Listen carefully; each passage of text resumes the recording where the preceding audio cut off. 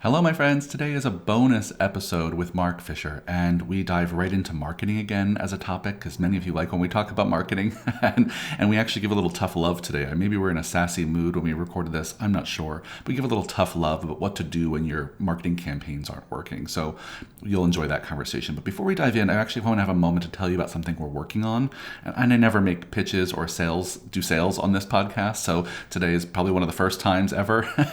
And you might be hearing more about this because I'm really excited about this project. Mark and I are working on something called Unicorn University, which we hope to launch in the next few months. And basically, it's an online, self-paced learning platform where you can get access to all of the courses that we've ever made at Business for Unicorns, which is so cool. We used to only offer them in person. Then this last year we did some online, but they always had limited capacity and you always had to do them live with us. So what we decided is to put all of that material online so you can do it at your own pace and have access for life. And our goal was really to make this just one of the best learning platforms in the fitness business space. I think right when it launches, it'll already be probably one of the best. It'll have all 7 of our courses that we've made so far will be on there live on day 1. Our Time Ninja kind of time management course, a course on building your team, a course on the client experience, a course on coaching conversations, a course on sales and marketing, and more. And so if you want to be first in line to know when this is going to launch, click on the link that's somewhere around this video or go to our website, businessforunicorns.com. If you click Work With Us, you'll see there's a tab right there for Unicorn University. If you join our waitlist, you'll be the first to know when it's launching. We probably will limit space early on so we can get some feedback from the first handful of people to use it, and we'll provide some discounts to people who are first in line to do it. So if that sounds fun for you, and if you've enjoyed learning from Mark and I in this podcast, and you want more, or maybe you've come to our courses in the past and you just want to revisit some of them and enjoy the rest, go sign up for that wait list now, and you'll be first to know when it launches. It's really exciting, and we're not even done yet, and I'm excited about it. So without further ado, let's dive into today's conversation and enjoy.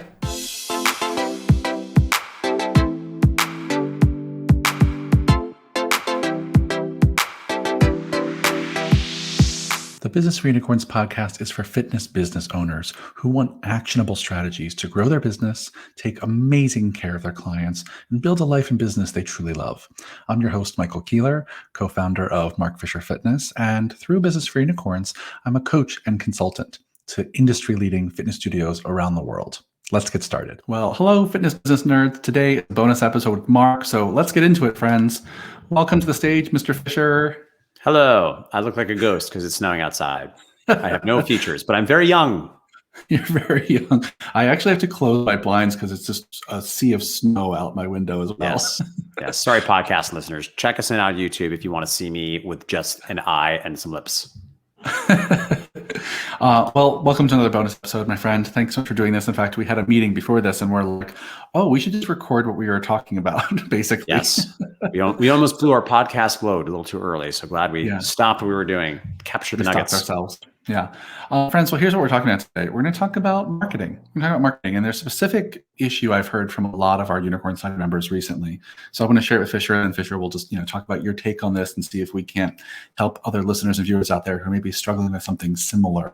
And the issue is this. I'm talking to a lot of folks who are doing a pretty good job of putting out some content in the world on social media, different platforms, might even be boosting some posts and building an audience. Then what they're doing next is trying to sell something. A low barrier offer, or maybe even a high barrier offer, something low under $100 that's a trial, or something like a 6-week program that may be a couple $100. And they're finding that when they go to sell something to what they think is a pretty warm audience, they're just getting nothing. They're getting goose eggs. They're spending money on digital advertising and just getting nothing. And I'll tell you what I've been telling them. I'm telling them one of two things. Either one, your materials suck, right? Yes. Your offer sucks, your landing page sucks, the copy sucks, the images are not right. You're targeting the wrong people with that content, so the content isn't good just because it's getting in front of the wrong eyeballs. That's one thing. Gentle listener, Keeler, I promise, offers it in a slightly softer manner. Maybe not too much softer, but this is my coaching style. The problem is you suck. All your materials suck. No, I actually do try to say it a little bit nicer most of the time, but this is shorthand on the podcast today of like for general feedback of like your materials could be better. Let's look at them together. And so that's one thing, and we could talk more about that. But then the other thing that I think is often the case, and I think there's different opinions about this, is you're sometimes just missing a step in the warming up your audience process, right? If you're going just from boosting some posts and some casual content to buy something, there might be some steps in between. And these days, those steps mostly used to look like lead magnets, mostly like give us your phone number and email address and name in exchange for some valuable piece of content.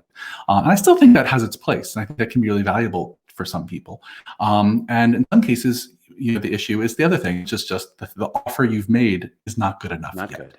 Yes. Yeah. So what do you think, Fisher, when people are having this issue where they feel like they have a warm enough audience, but are just, getting nothing when they try to sell something?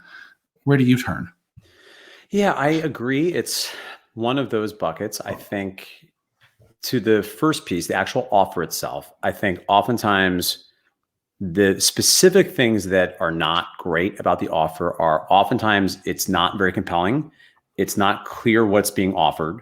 There's not a clear endpoint solution benefit being promised. There is not a good, well-targeted Facebook ad and or landing page funnel. There is not a very clear 100% money back guarantee. There is no urgency and scarcity. It seems like they have an unlimited quantity and you can do whenever you want. Those are just some of the things that come to mind. And specifically talk about how the barrier being too high, usually we're referring to financially. In fact, careful readers of the email will have noted last week I wrote an article addressing this issue. When do you know if you need to have a free offer, or is that a bad idea? Are you getting tire kickers? And it does seem to be somewhat dependent based on the model that you run. But I would note, if you're looking at traditional boutique fitness studios, which is not quite our jam, we're more the higher priced training gym small group world. But if you're looking at the traditional higher volume boutique fitness studio world, it is not uncommon, if you look at the franchise world, to get tons and tons of cold leads for people that are just taking advantage of the offer. And the offer there, I would note, is usually a free week, maybe free 2 weeks, sometimes a free class. So you start in a very transactional place, and the move there is you try to move it to be relational over time. And part of what I like about that strategy generally, and part of why I have moved away often from recommending lead magnets, is because it essentially becomes a lead magnet. So in fact, if you're getting lots of cold leads entering your world, your funnel, your email list on the path to some free offer, which ultimately they don't wind up doing, well, the number one, if you're really good at follow-up, more of those people than you might think will probably take the next step because they did give you their contact information.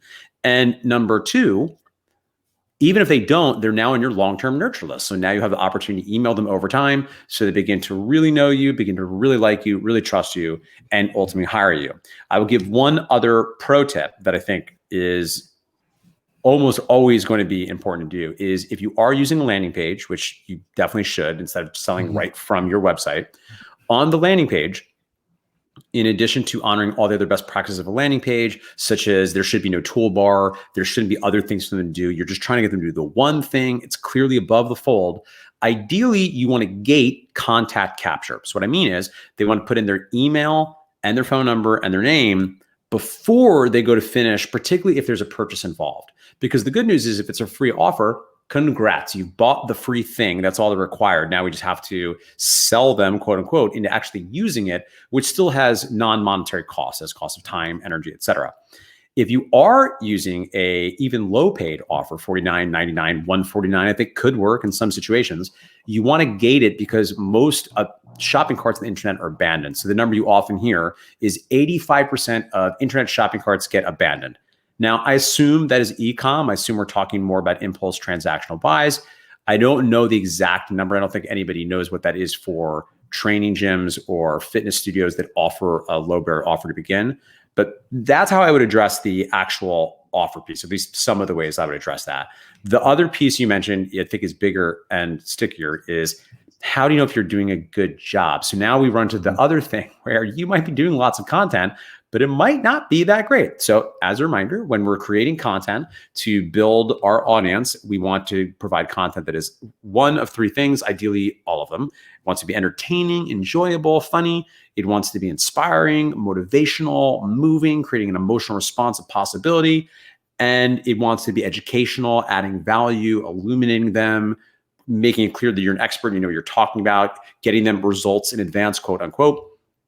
And sometimes, to your point, the offer is okay, but they don't have a big enough audience because they're not good at the content piece. And the audience they are getting doesn't like them that much and doesn't trust them that much because we haven't done a good job on the content piece. So I hope I'm not sounding like a Debbie Downer and sort of like, this sucks, get better. But there probably is opportunity for growth. Yeah, this is the best bonus episode we've ever done. Like, your materials suck and no one likes you. We'll help you. The problem is you suck. Your business sucks and you're a shitty person.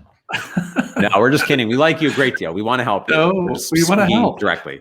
No, I think it's true. I think it's true. It's like if you're warming up an audience and you go to ask them to do anything and they don't do it, in part it's because you haven't given them enough. They're not bought in enough to you or the business. They're not enough know, like, and trust leverage yet.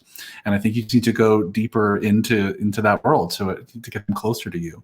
I think the other thing that I want to say about, because I just want to yes and all the things that you said. And one of the most common, simple mistakes I see people make when it comes to landing pages is inconsistency, right? Meaning that their ad will say one thing with one image or one font or one offer. Then you get to the landing page and it's something slightly different, if not wildly different. And to the point where, the differences really matter, as we know, right? People appreciate consistency, and they equate that consistency of a business with trust. They trust you more if you appear consistent in the way you represent your brand online. And so even small things like the offer being worded differently, to the fonts that you use, which you don't have complete control over on something like a Facebook ad. Once you get to the landing page, there should be some consistency in what the buttons look like compared to the rest of your materials. Colors, logos, language, images should be as consistent as possible. And it's one of the simplest things to fix if it's wrong, right? Yeah. It's just to go look at your ads and your whole funnel with some fresh eyes, or get a client to do this or a team member to do this, and see if they can spot anything that stands out as being different. And it should look like it's a cohesive ride, right? It should look like you're on the same roller coaster the whole time. And it should connect the dots. It should move them along something that looks like it's congruent. Yeah, I see it all the time. I look at landing pages, almost every day with some of our Unicorn Society members, and it's one of the things I'm just like, can we just start by saying that, like, you have like 4 different fonts on this page than this one, and the language you use here is different. So go start there on your landing pages. Yeah, I think one other thing that is interesting that is maybe worth people exploring with, because one of the issues we have too at the very top of the funnel, part of the issue is just not enough people know you exist. The vast majority of people that could potentially work with you literally do not know you exist. And there are offline strategies for that, and there are digital strategies for that. I think most people, and this is a difficult moment, of course, because of COVID, obviously, but on balance, I think most people really have come to rely probably too heavy on digital and don't do enough absolutely paving of the streets. Frankly, at MFF, we've not done as good of a job as we could of this over the years. Now, knowing what I know now, I think even the Bowery pre-launch would have been very different in an alternate reality. And once the world comes back on a little bit more, we are very much committed to probably doing some direct mail campaigns and doing more just beating the streets,